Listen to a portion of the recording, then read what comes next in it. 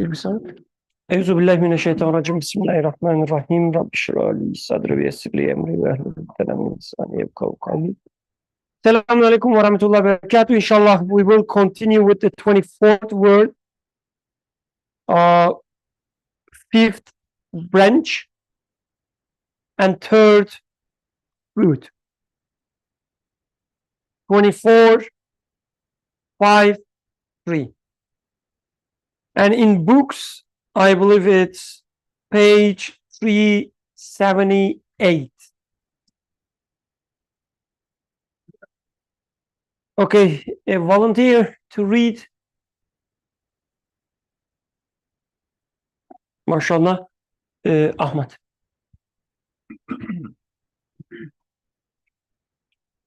Okay, we have the favorite couple for today, telling us the page number and then reading. MashaAllah. O soul, if in a brief life you want to do something that will profit you infinitely in the hereafter, and third fruit.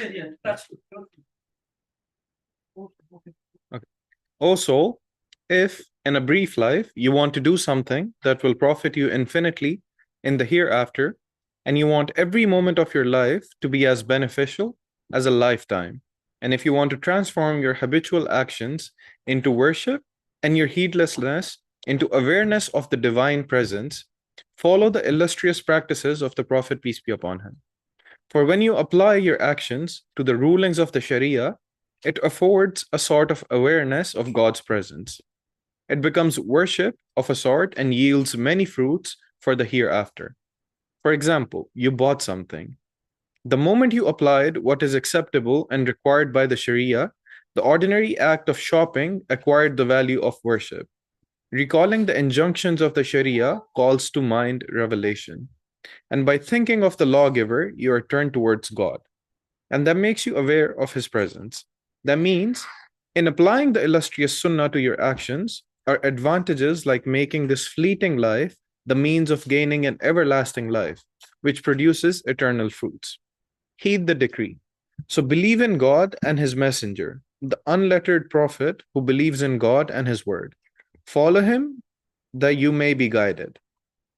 Try to reflect comprehensively the effulgence and manifestation of all the most beautiful names, whose manifestations are diffused within the ordinances of the Sharia and the illustrious Sunnah.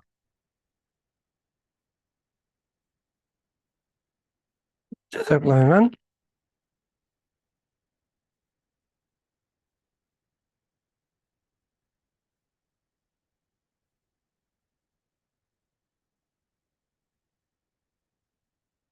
Okay. Any first impressions? This is a short read. I believe it's obvious what it says, at least at the surface level. Any first impressions?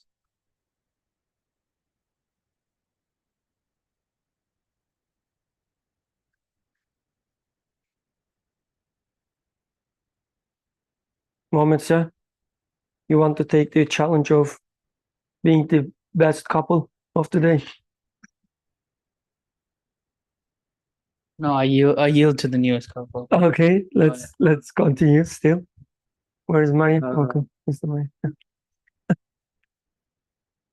I think it means kind of straightforward to me. What I understand it's saying is that if you bring God to mind, in attempting to take whatever action you're doing and do it in the best way possible through the Sunnah, then that elevates that action from just being a means to an end to being an act of ibadah. You're essentially perfecting it in making it, in doing that action, in servitude, like subjecting yourself to Allah's like preference, his ways, what he's taught us. So that elevates any kind of simple action into being an ibadah. Okay, Jazakallah. Sister Zarin, would you like to pass the microphone?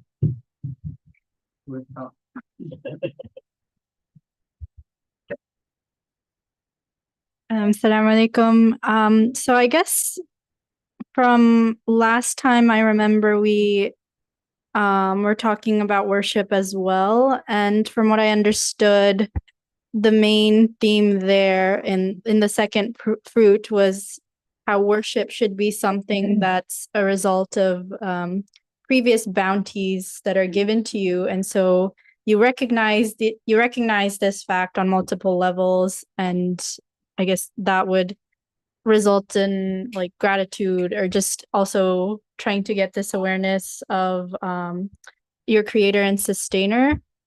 Here it seems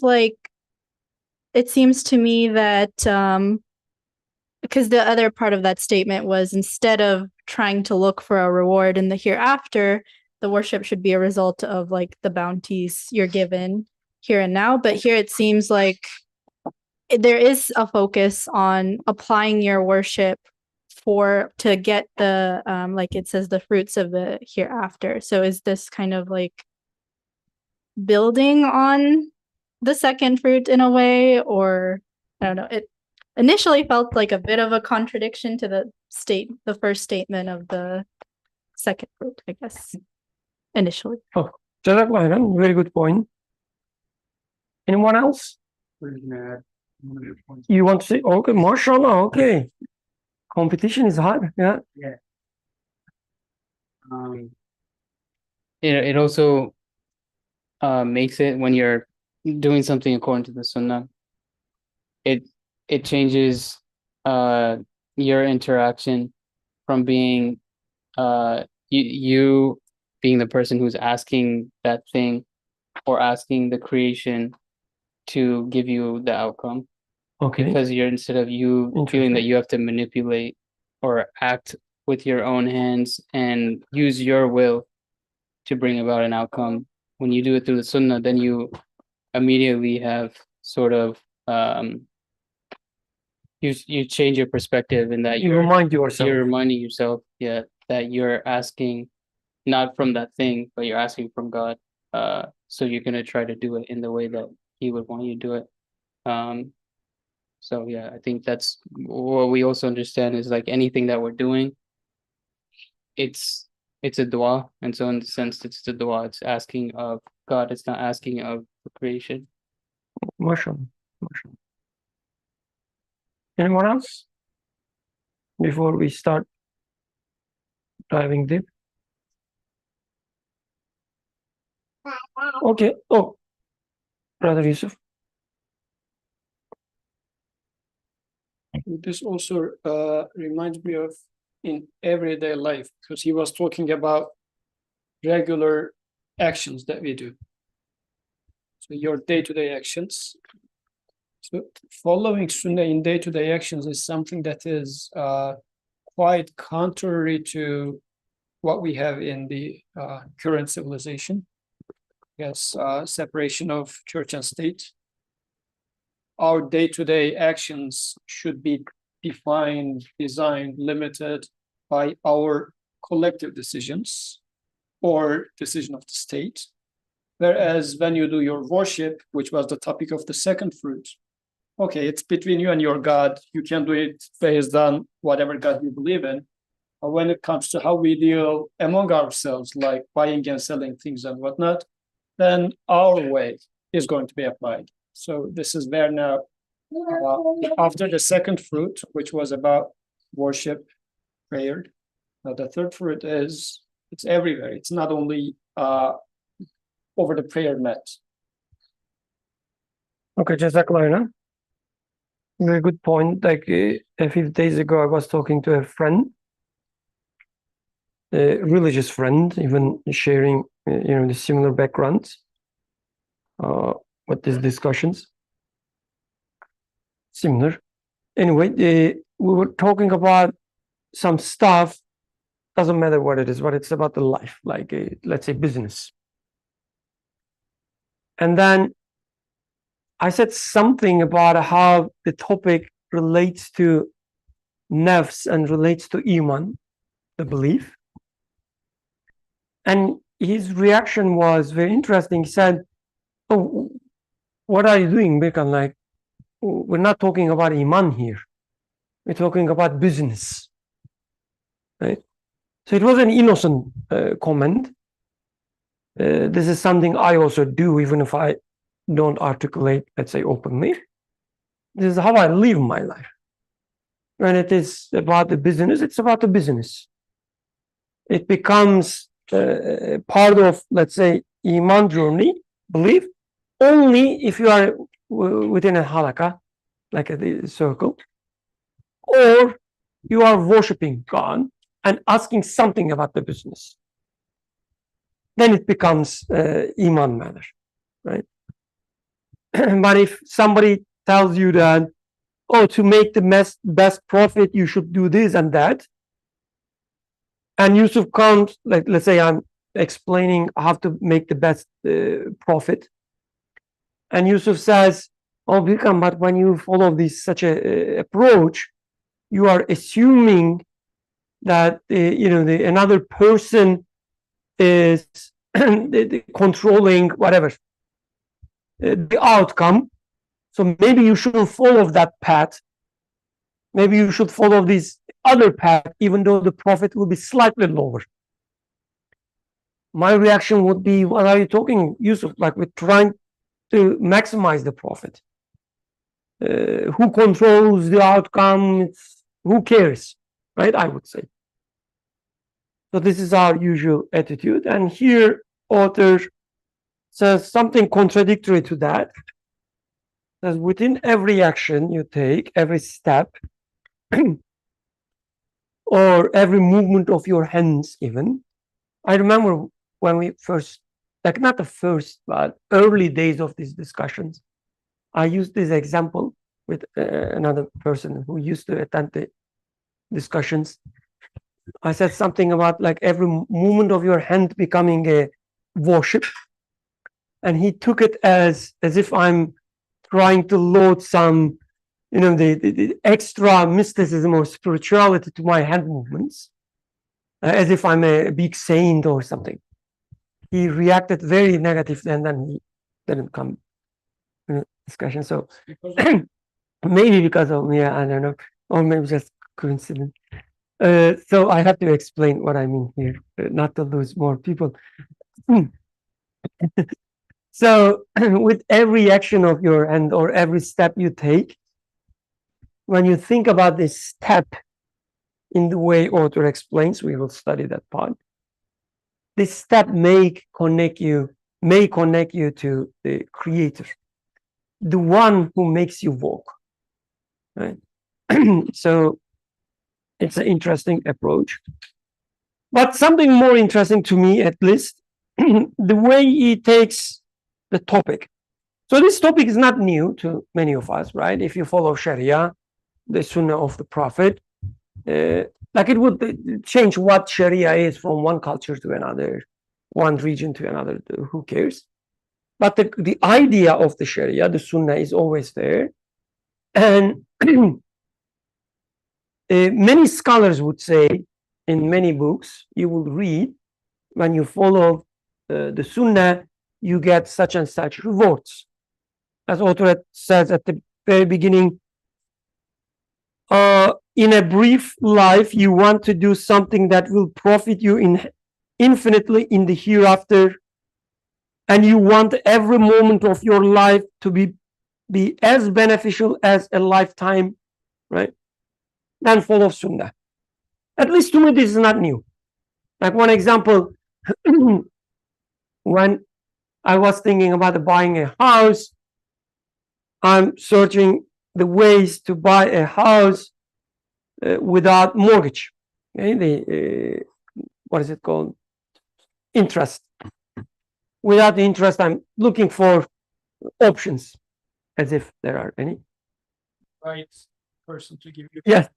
And then, as everybody would do, I consult with Google and then YouTube.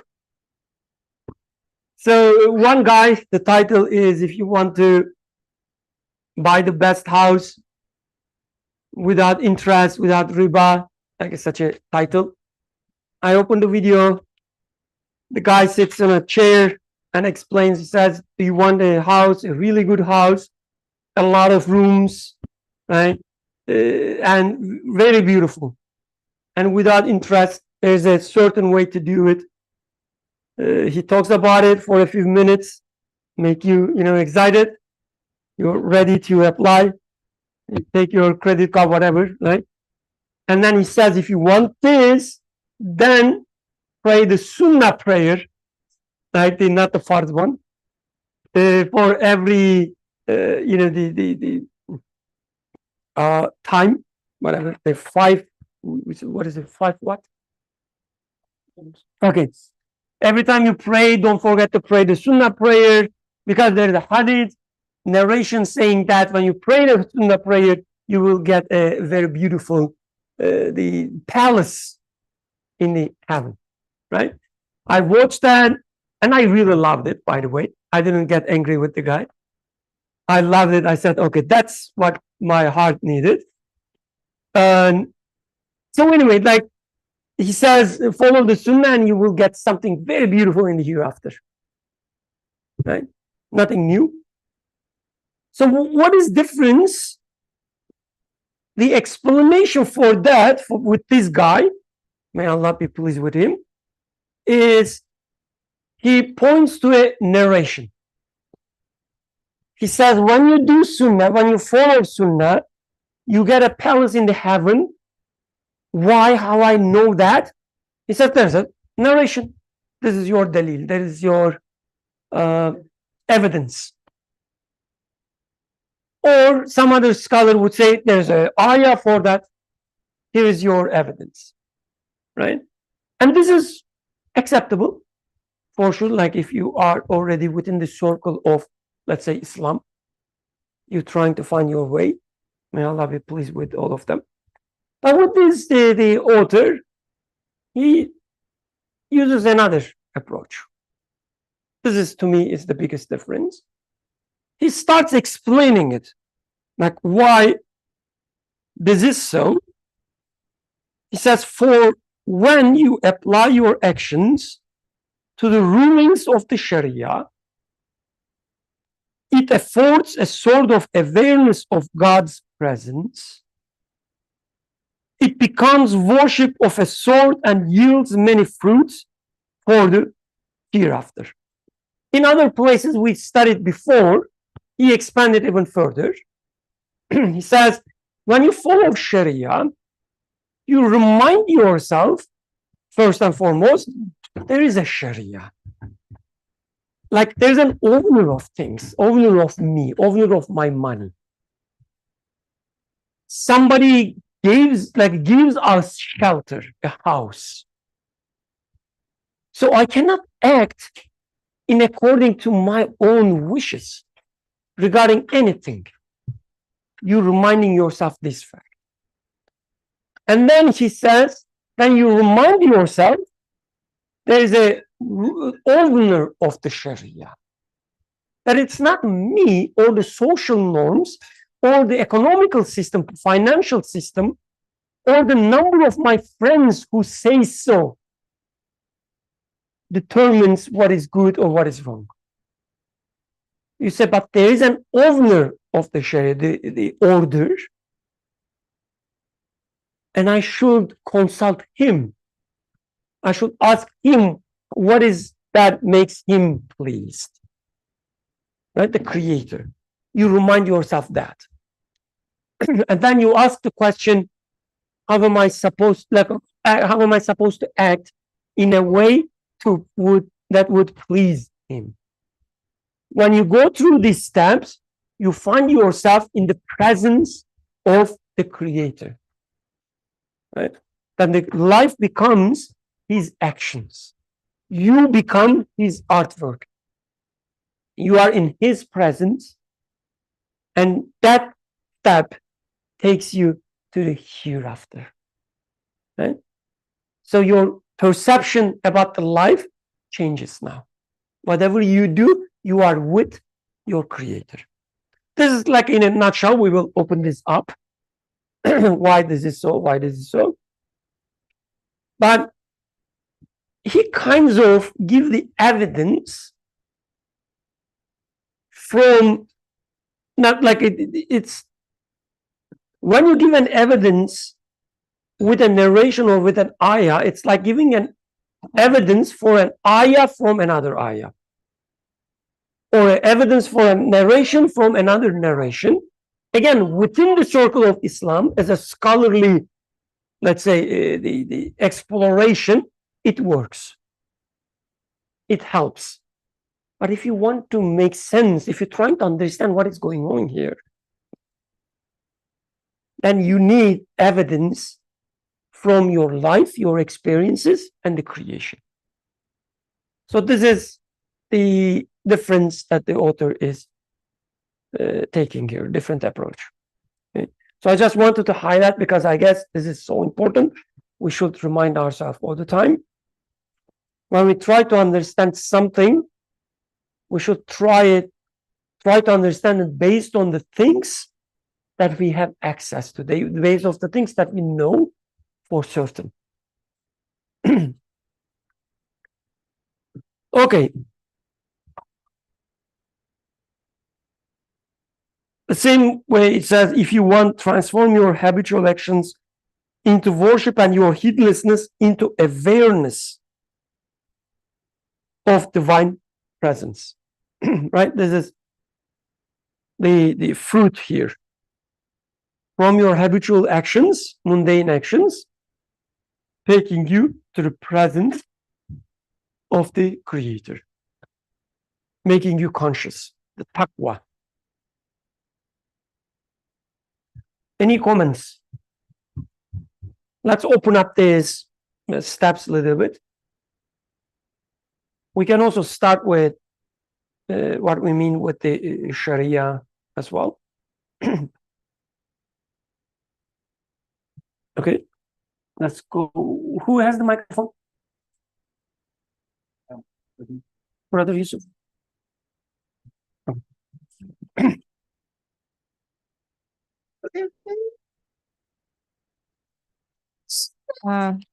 So something that you said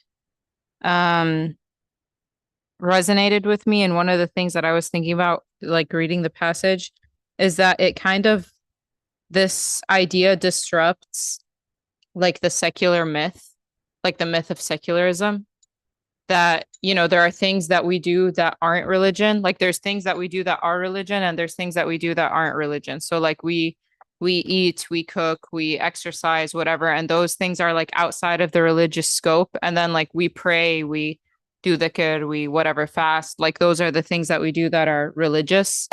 But like the proper like application of the Sharia and of Islam is that like every action has the potential. There's like inherent potential in every action to take you like closer or further away from God.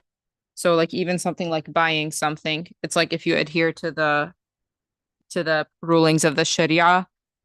And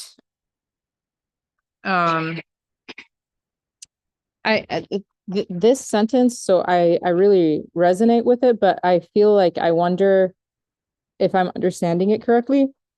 For when you apply your actions to the rulings of Sharia, it affords a sort of awareness of God's presence. It becomes a worship of sorts and yields many fruits for the hereafter. So I think like, to me, those feel like two separate things, like the application of the rules of Sharia, because I think you can be moving through your life and saying like, I'm not going to commit haram. I'm going to apply the rules of the Sharia, you know, like I'm going to, if I do this transaction, I'm going to, I'm not going to be sinful about it. I'm not going to be deceitful about it, for example.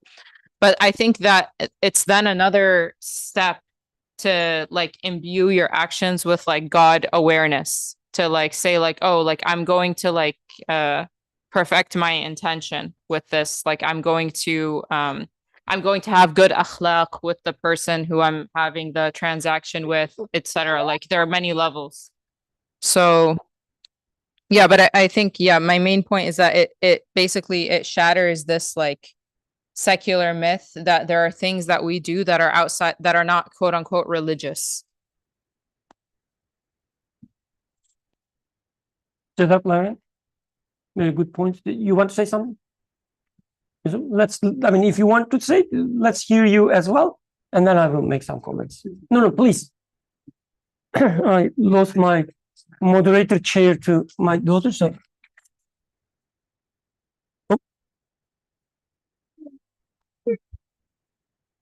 So I want to actually bring back to what Yusuf asked. So I had a similar question in mind. What if you can't actually apply some of the rulings in your daily life, like the Sharia? So, for instance, this happens to me at work too. This is like almost every workplace. Project managers, they say that, oh, we have already built that solution to the client. We haven't even started it. So we're basically starting our business based on some false Lies. information, lies. Let's call it lies. Exactly. Yeah. So Misguided information pieces. I want to be very diplomatic. I want to be diplomatic. So yeah, so like these sort of things, if we have these sort of things and we can't really get out of it, this is you go to even a company that is owned by a Muslim per se. The same thing happens over there. So how do we actually go about that? How do we actually navigate that then? I mean, you know it's wrong. You can't really do anything about it. And you are aware, but it's not like you can do something. Okay, Jazakallah, very tough question. Let's talk about that, but when we talk, please don't take it as a fatwa.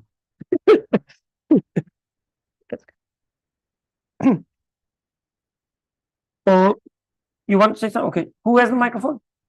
Okay, so I guess the two are related as well. So the idea of, let's say, haram or sawab, like the right to do, not the right to do.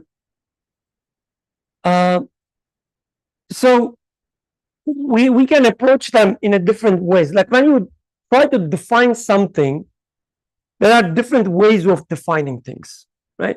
So when a person asks a scholar, what is haram, for instance, like talking about a specific concept, haram, a sin. So based on the need of that person, a scholar would give a different answer. Okay. So for instance, if the person is looking for, like, trying to understand the idea of sin, so that he will use this idea in every action, etc., the scholar would give let's say, a proper definition, right? But if the person, there's a problem? Oh. If the person is looking for just a ruling, like whether this is haram or not, a scholar would give a example instead of giving a definition. Okay? So most of the scholarly works that we have access to are following the second approach, like giving some examples, because it is easy to, let's say, understand, digest for people. So you say, for instance, eating pork is haram, which is true. Drinking alcohol is haram, right? Which is true. But these are just examples of something being an haram, right? So when we say haram, we shouldn't only think that a few things that is enumerated in scholarly works. So for instance, one example one of my teachers would give, like holding a glass, just like I do, like a cup. So if I put, may Allah prevent and forgive, put, let's say, whiskey in it and drink it, it will be what? Haram. If I put water and drink it, would it be haram? I would say no, right? Because nowhere in these works the water is listed as something being haram. But when we think about the idea of haram now, which will connect us to the Sharia and the Prophet, his Sunnah, etc. So we keep saying that the biggest Sunnah of the Prophet is, Zarin help us, biggest sunnah of the Prophet, maybe the most important one, is, they're smiling here, La ilaha illallah, right? Looking at the things from the La ilaha illallah perspective. This is his most important sunnah, meaning a thing that he never ever, not even a single time, abandoned. Willingly or unwillingly, he abandoned some prayers. Fasting during a wartime, right? He drank water and said, whoever after this point keep fasting, not among us. He abandoned fasting.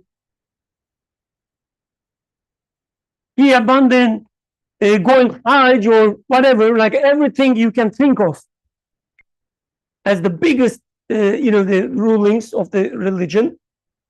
Sometimes knowingly, sometimes unknowingly, like there are narrations telling us that he woke up, the time was too late for Fajr prayer, and then he was shocked, etc., unwillingly missing. But La ilaha illallah, he never ever abandoned. Not even a single moment of his life. At least this is what we know from the narrations, his the life story, etc., and the message he brought. So according to that, if you take the calm and say that I'm so thirsty, and only thing that can quench my thirst is a cold water, and I have the cold water. Oh, thank you, cold water. Like this is my intention. And I drink it and I feel blessed, right? With the cold water, it became what? Shirk. Right? Unintentionally. Again, don't take it as a fiqh rulings. I'm talking about the attitude, right? It became for me, only for me, something haram. So the ideas of haram, seen, sawab, allowed, whatever, should be taken when you take it seriously, right? As serious as your PhD. How many hours you spend for your PhD, Natalia? 0? Okay, fantastic. Okay, that's true. Sorry. Yeah, let's ask Devin. Yeah. How many hours of day? A lot, right? Just how seriousness of your PhD when you take it, right? And for you only, it becomes haram. You just committed shirk there. So going back to our topic of something being, about the religion, something being not about the religion, etc. This is even more than just avoiding sins and doing allowed things. So author saying that every action of yours can become a pathway to the presence of the Creator, but also every action of yours can become a pathway away from the Creator as well. Okay? So such text and such approach give us more, let's say, a continuous view rather than discrete. This is allowed, this is not allowed. If I do this way, like if I'm drinking water, I'm not even required to think about God. Since I'm doing something not haram, who cares how I drink it, right? So author says, no, don't take it that way.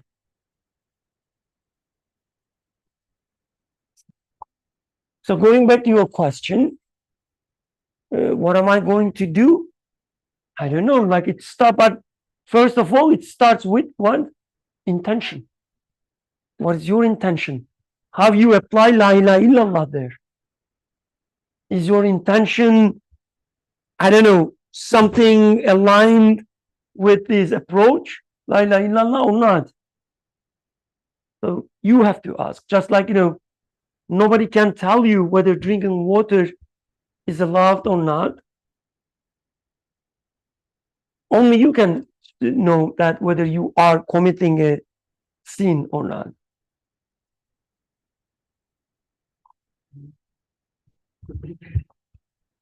Yeah, please.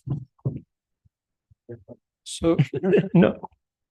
today, I was at Trexel. So after Juma, some MSA board members were in MSA room. And I just sat next to them, just a casual conversation. And they opened up chess. They started playing chess. And I said, I need to just poke them a little bit. Because those are, I mean, above average pious brothers. They are in MSA board. So I said, isn't playing chess haram? And then they started saying, oh yeah, and no, yes, yeah, whatever. So Is it haram? This is the first time I hear. yeah. So playing chess is haram. So then as they kept playing, now they are saying, oh yeah, it is because wasting time. But actually, even playing soccer is a wasting time, this and that. So the conversation carries on. While playing, right? Yeah, while playing.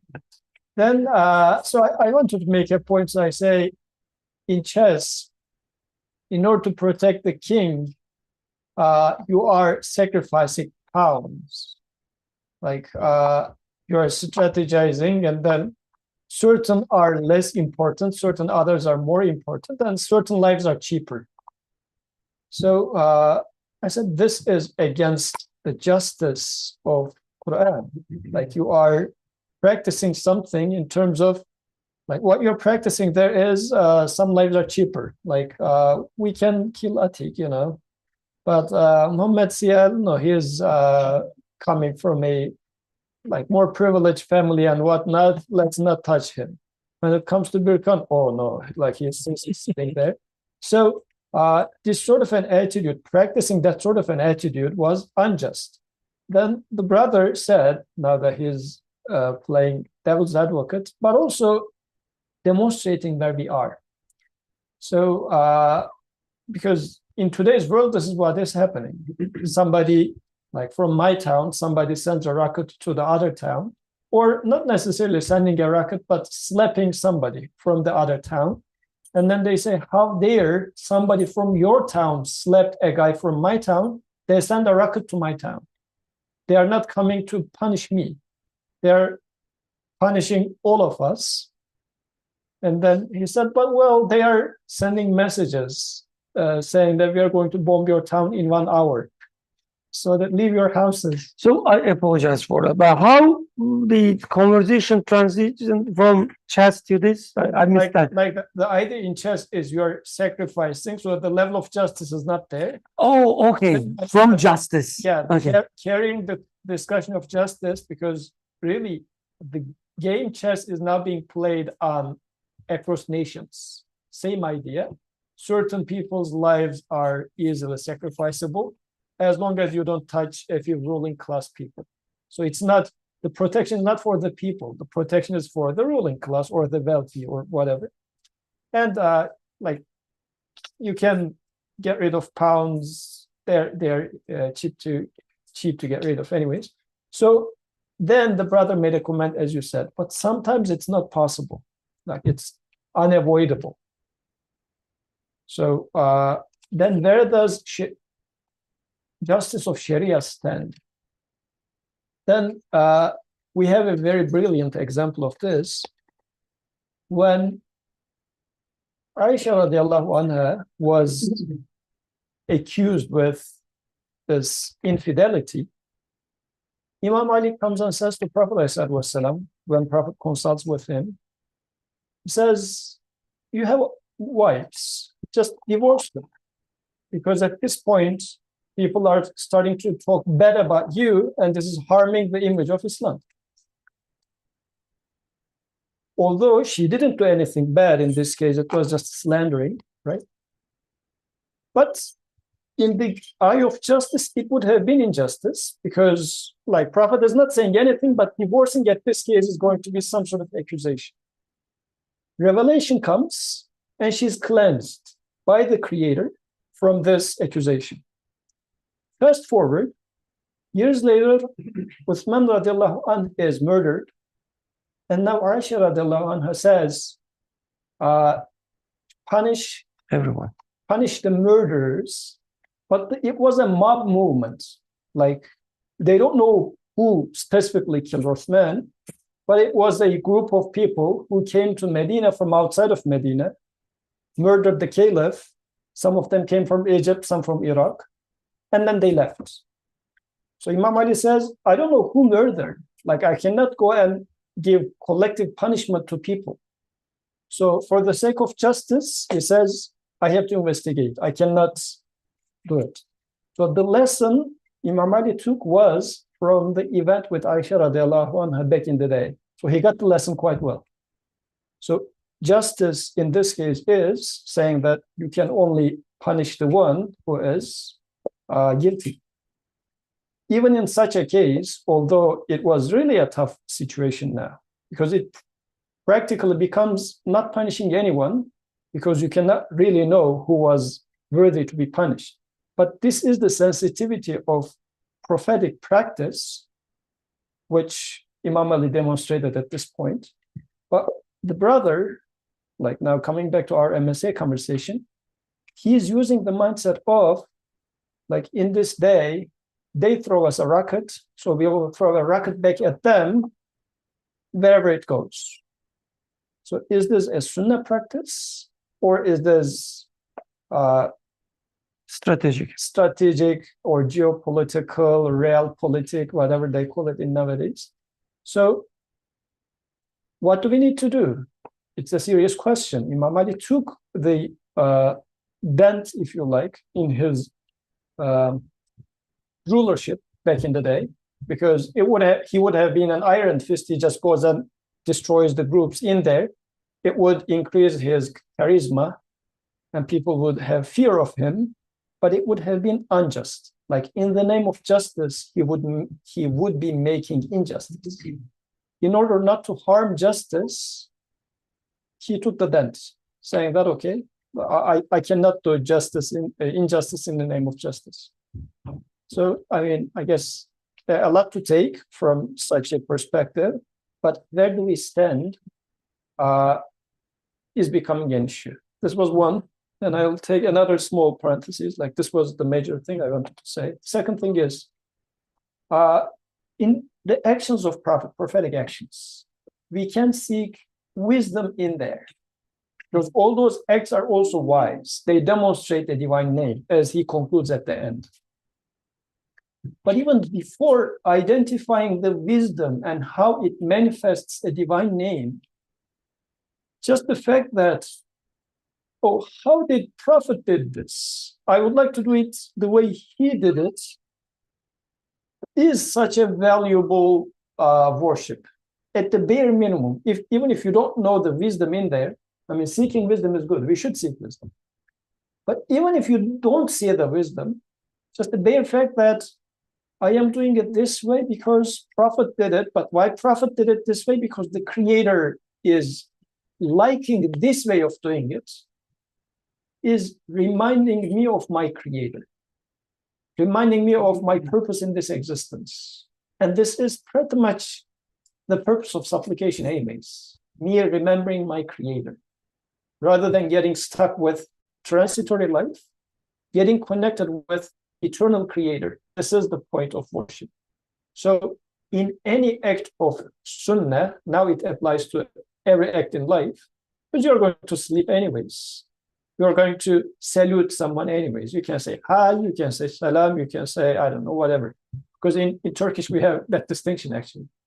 Like, people specifically say, not say assalamu alaikum deliberately, and we don't have any other word, but we just say salam, like, just to say that I am secular. I'm not going to use your salam, type of salam. So, but deliberately choosing what Prophet did is a reminder for myself, and this is a worship. So that means you have a huge opportunity to transform your work life into a huge palace in hereafter by Resign. making the right choice. Resign.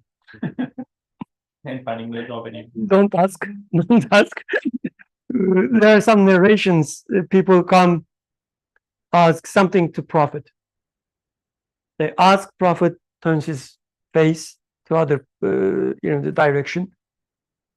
They come to other direction, insists asking again. He turns his face to other direction.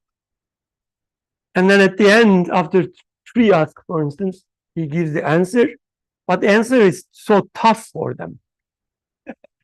Right? So he was being merciful by not answering. So they should have left when the first time he turned his face.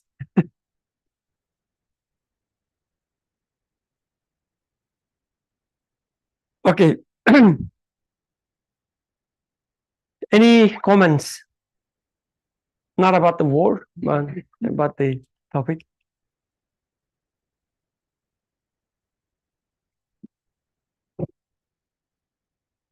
Which is, okay, I said not about the war, but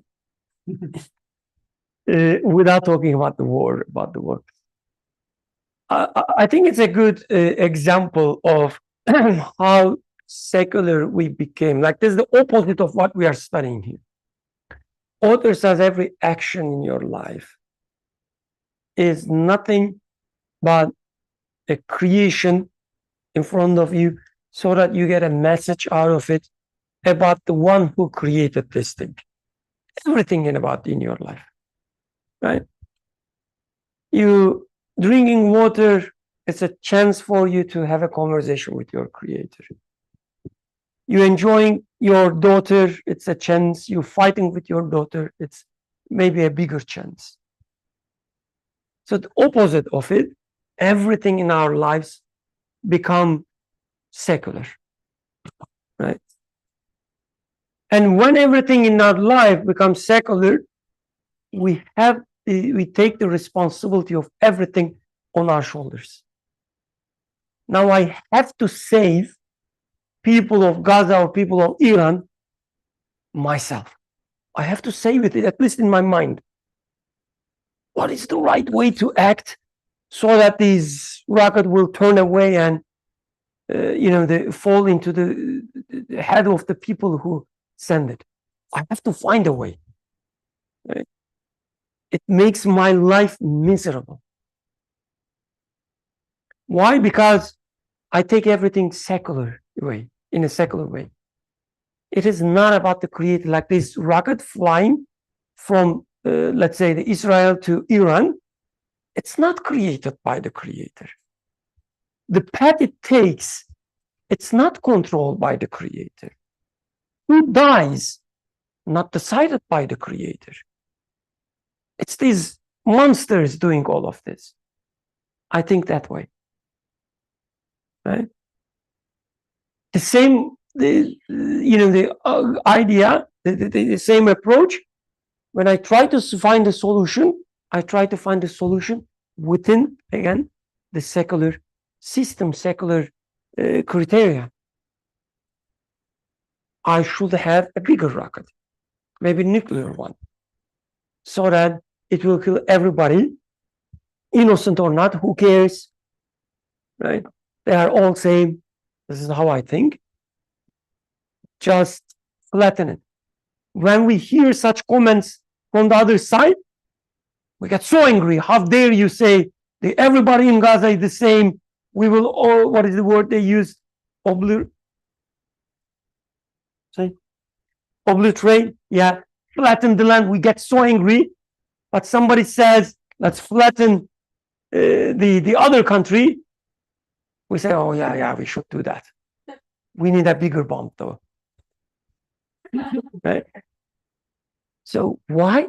Because nothing in this creation, almost nothing except our prayers, nothing in this creation is the creation of the creator. These are way of seeing it. You wanted to say something? You would say, but there are something. So I think the issue in here is the unbeliever, disbeliever is making this like if Atik does some wrong to me, then I go and let's say attack Atik's family as well. This is the attitude of disbeliever. How are you going to respond back to that? Can you also then go and harm the extended family of who is attacking you? You shouldn't, right? Because this is what Prophet ﷺ said at the end of like his farewell sermon, like blood, food, vendetta, I annihilate, like abandon all of them. And the first one of this is, I think it was for my uncles or something, like he mentioned a specific name, and this is the first blood feud that I'm abandoning. So you cannot kill from each other because just for on such basis. So then what do you do? Like they killed 10 from you for apparently one harm, apparently, arguably. Are you going to go back and kill 10 from them? Which you cannot. For Sharia, you cannot. If you go and just kill the guy who kills, then again, it sounds like failure, isn't it?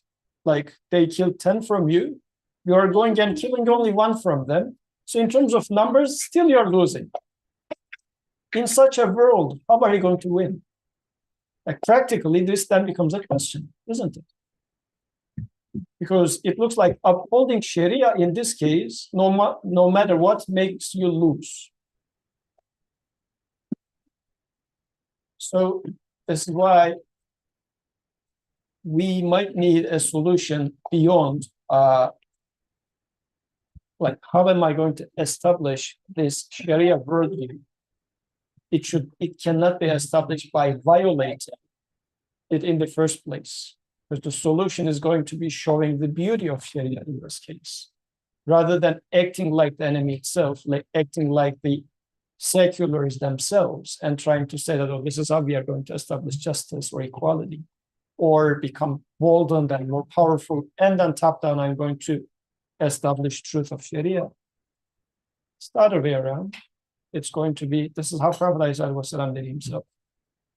Demonstrating Sharia in our lives, individual lives, family lives, demonstrating its beauty, so much so that the heart will start to get conquered rather than lens initially.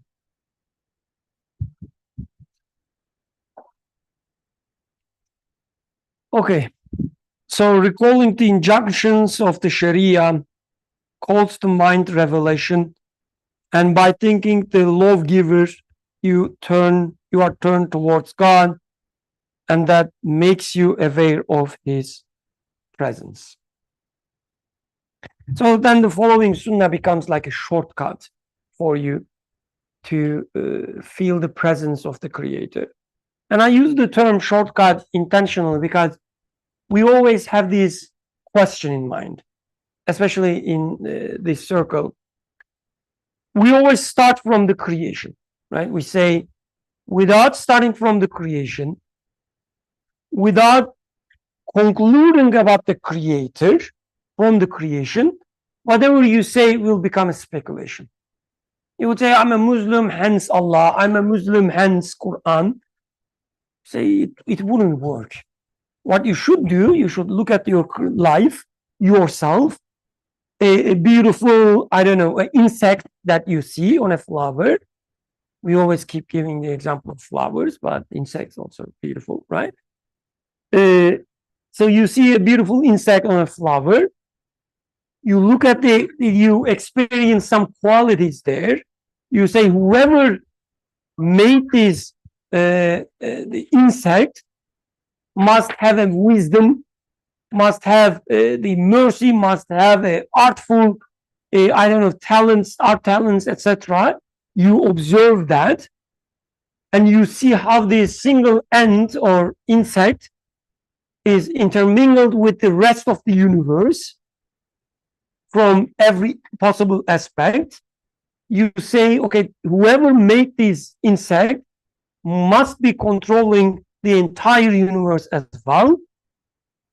You see all other qualities, you end up with such statements, and then you say, okay, the one who made this insect cannot be anything in this universe, hence I just call it as the thing, and then Quran comes and gives a name to this thing.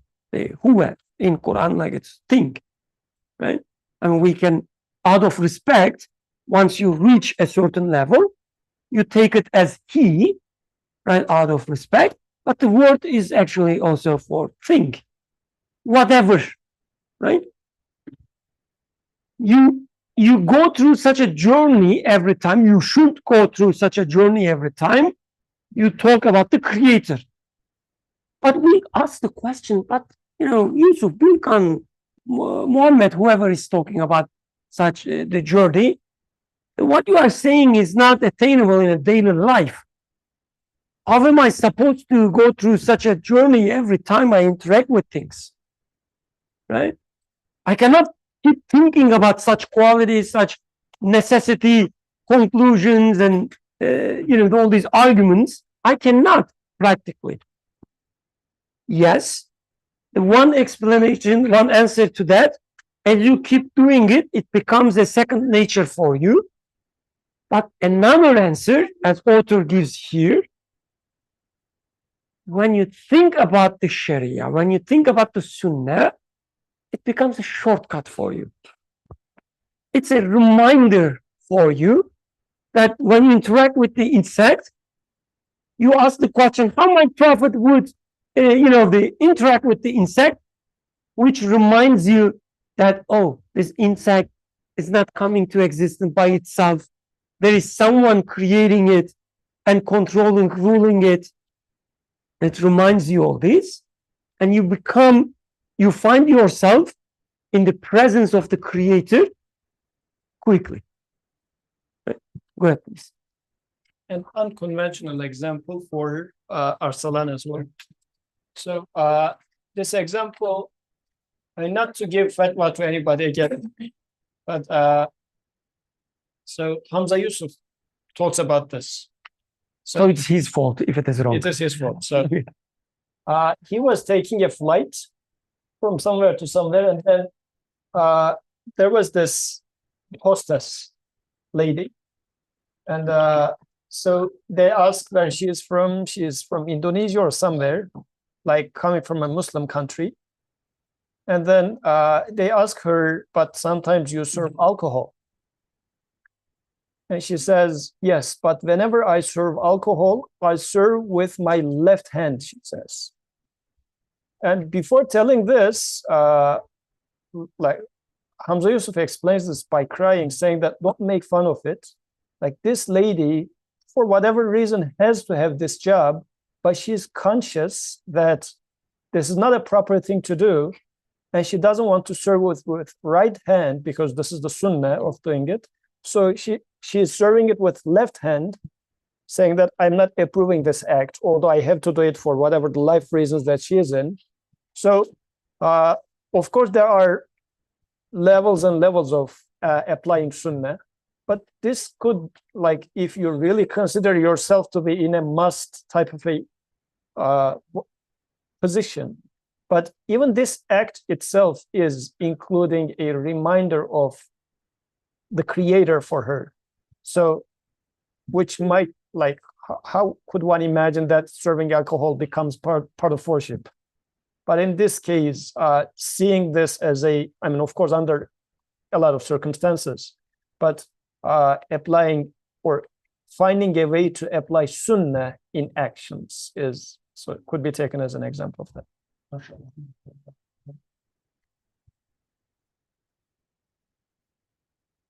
When I said it was a beautiful example, my mic was off, so nobody heard. Then I approved that. Okay, so there's one more point I want to make about the text, but before that, any comments?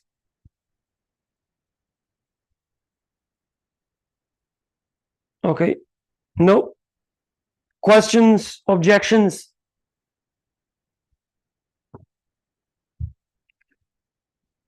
Oh, yeah, please.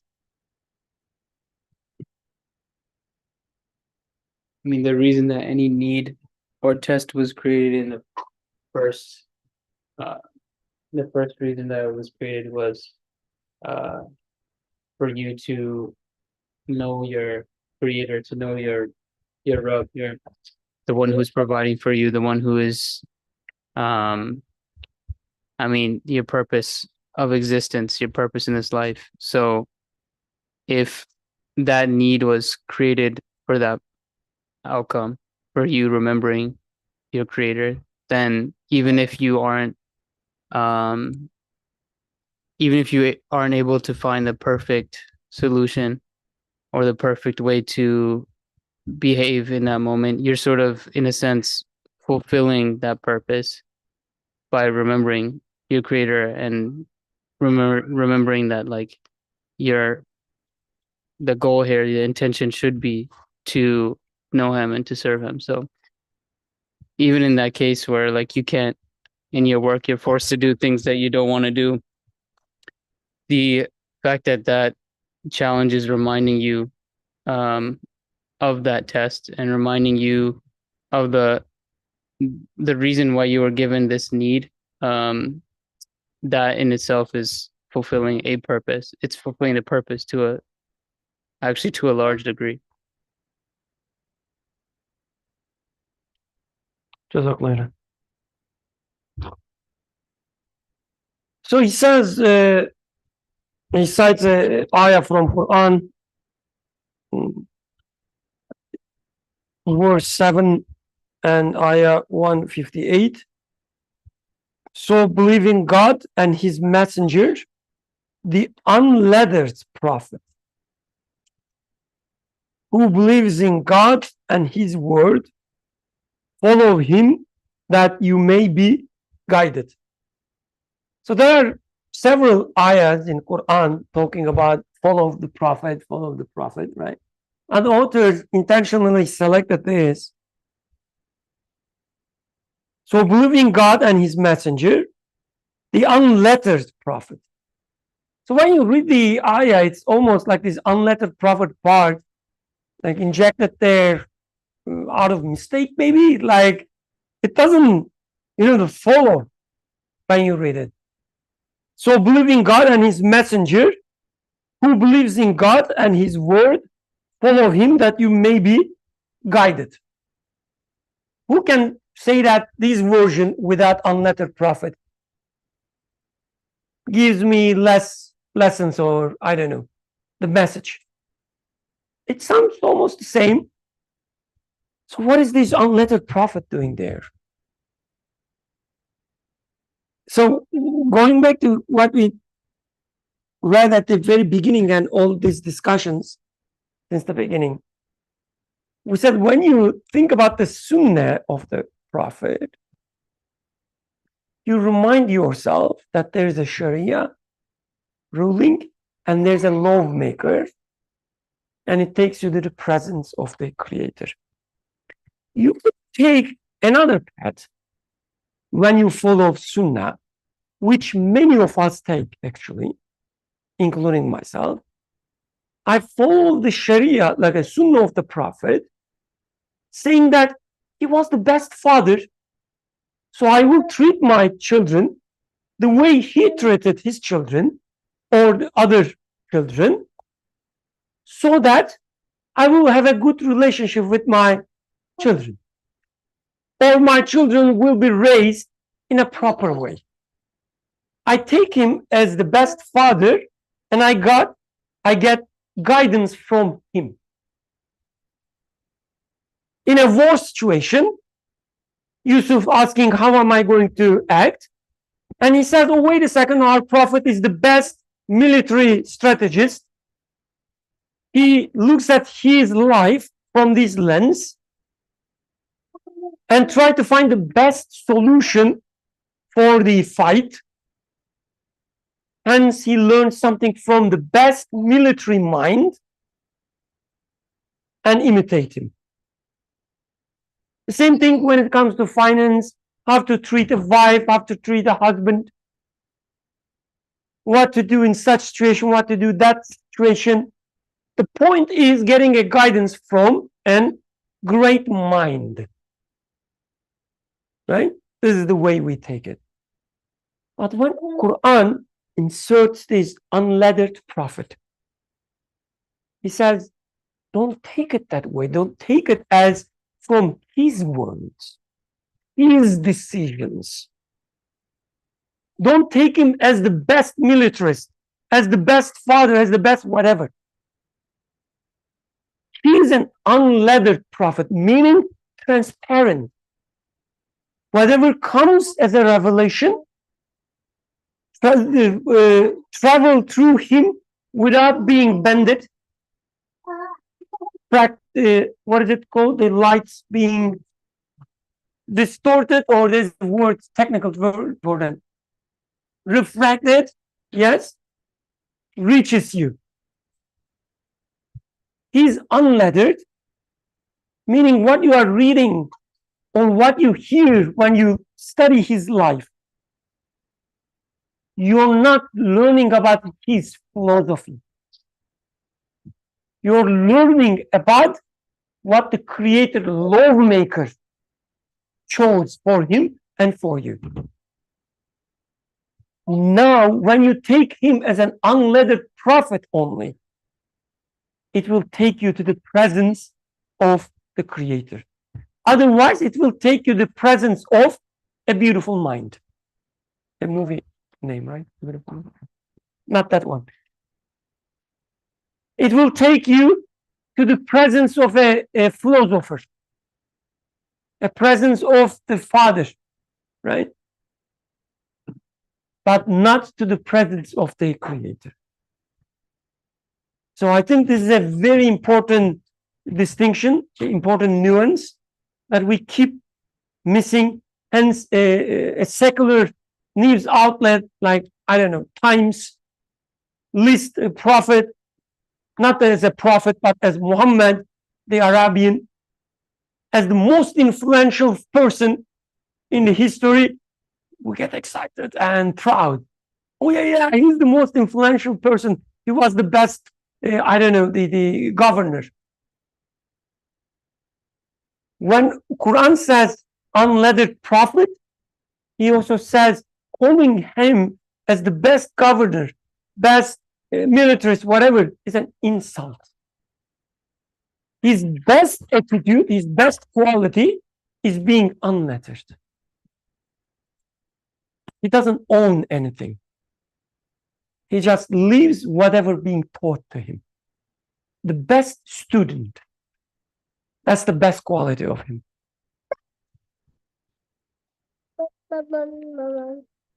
It means I spoke to, yeah, she's mourning. Okay, any comments? We have like a 15-18 minutes. We can continue with the fourth fruit. We can end as well. Yeah. It seems people are sleepy. Right, I think. Okay, let's hear the final comments, concluding remarks, and then we can end here, inshallah. Anyone? Yep. Do I have to click on this or? Okay. When you asked your question about, doing something at work that you don't feel good about, basically, right? It reminded me of the ruling about like, if you see an action that you don't like or is not good, change it with your hands, like action. If you can't, then with your tongue, with speech, right? And if you can't, then with your heart. So that's the lowest level, but that's something, right? So if you can't change your bad things happening at work, at least if you dislike them, hopefully that counts for something. And I actually had something I was doing at a job that I didn't feel good about, that I asked a teacher about, and he said, it's not really your like choice, right? So don't like beat yourself up over it too much. But at the same time, if you can get a different job where you won't be doing something like that, that would be better. So like work towards getting a different position that is more like more pure, where you're not doing something that goes against your values. But at the same time, if you know the world is rough and you have to do what you have to do to get by. So if you're in that situation where like you're not able to have a job that you're 100% like aligned with, then that's okay too. I don't know if that's, I just wanted to share that. Thank you. Very beautiful. Also aligns with what Yusuf narrated, the story of this lady. There is always something to do. I guess the point in the context of this text is whether your intention, whether your choice takes you the presence of the Creator or not. So when we talk about the presence of the Creator, we shouldn't take it as, you know, being in His presence as a proud worshiper. Just being sorry for what we did and asking forgiveness is also being in His presence. For some people, asking for forgiveness is the way to find the Creator. Right? So we shouldn't take, you know, being a worshiper or best Muslim, whatever it means, as like a checklist. You do this, you do that. The best way of doing this is this, and you follow that. Best way of doing that is this, and you follow that. But rather, with your every action, you will have shortcomings. And when you find yourself doing in the right way, be thankful to Him for the right action that you were able to take. And when you find yourself in the wrong position, ask His forgiveness, and then be thankful for being able to ask Him forgiveness, because not everybody would do that. And this is being the worshiper.